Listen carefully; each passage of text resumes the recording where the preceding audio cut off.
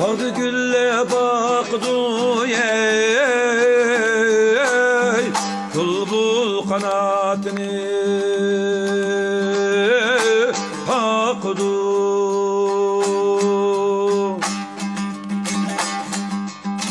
Mihriban cinim anam ey bizlerni güldek bakdı.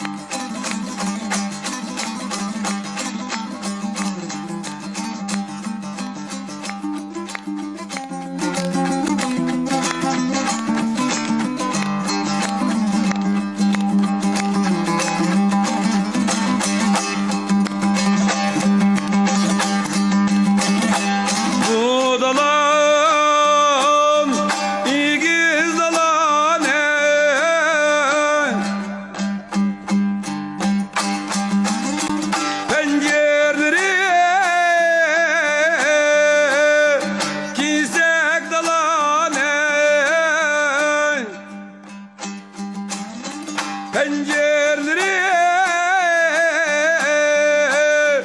kisek dalane, bağları da okşuğan ey üzüm bilen yanakçılar.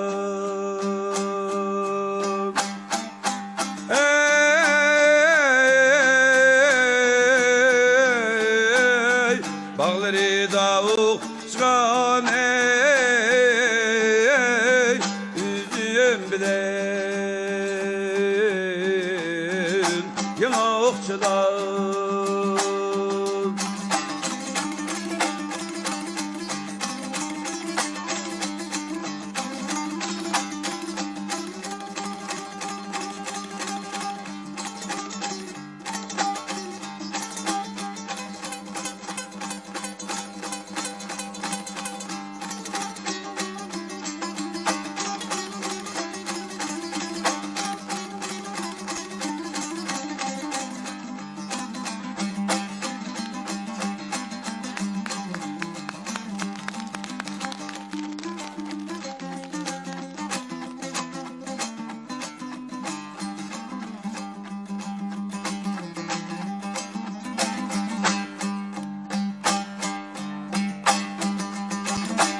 Ben sefer kımağında yer arkım diyem karab kalgan ey arkım diyem karab kalgan ey kaçan kilisem balam deyip para gözüge yaş algan ey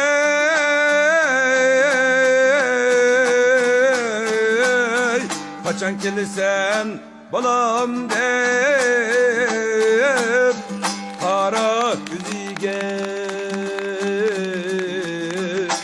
yaş algan.